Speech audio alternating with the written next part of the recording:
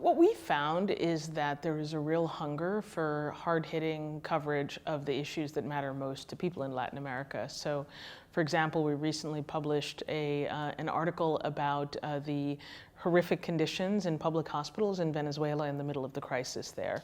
And our correspondent went to a unit for newborn babies and saw that in the time that he was there, several babies died as a result of the terrible conditions. So that article broke all of our traffic records for the Espanol site because people in Venezuela had never seen reporting like that, that real and visceral, exposing what was going on in the midst of the crisis there.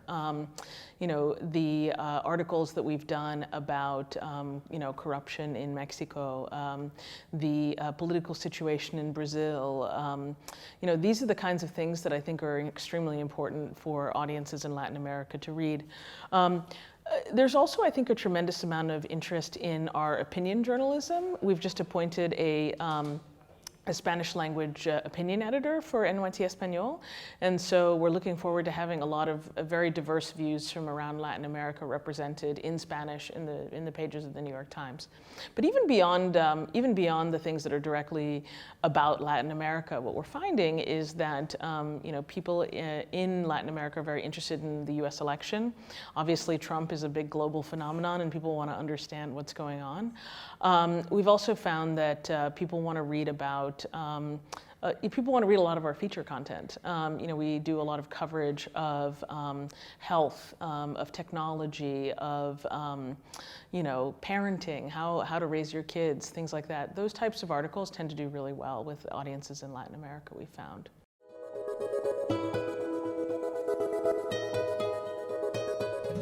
You know, one of our correspondent who covers Colombia went to a FARC camp recently, and I think this got a lot of attention and controversy here in Colombia.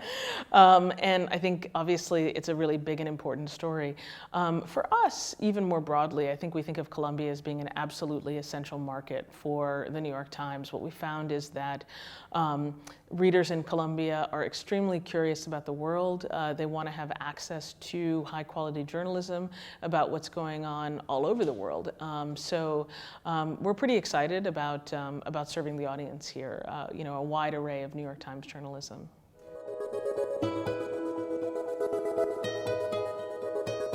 I mean, I think there are a bunch of different ways to measure engagement. I think that for us, what we think of as our North Star metric is trying to get people to come 4 or more times a month to the New York Times, and ultimately become paying subscribers, because we believe that when people lean forward to pay for a subscription, then that's the sort of ultimate measure of true engagement. It means that you want this to be a regular part of your life.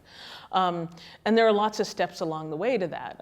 You know, spending more time reading articles, reading from many different sections of our digital products. So not just focusing on the foreign news, but also focusing on you know, reading some opinion pieces, something from our food section.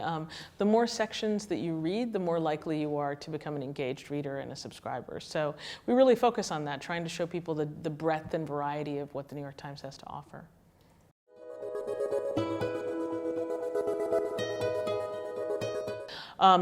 I mean, I think everyone recognizes that advertising is going to be a diminishing source of revenue for publishers.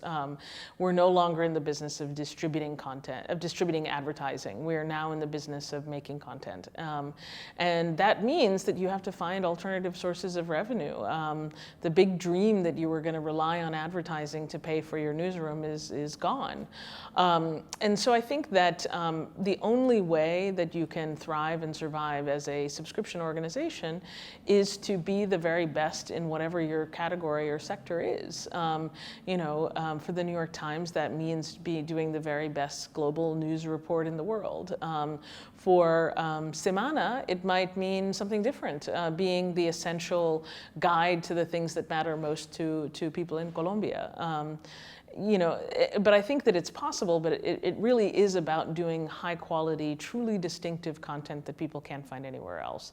If it's the same thing that you could read on, Yahoo News or on Google News or wherever, nobody's going to pay any attention. But so first thing is you have to have a really distinctive product, and I think the second thing is that you have to tell a story about yourself that makes readers feel like they're part of a club, that they're not just paying for a subscription, but they're really having a relationship.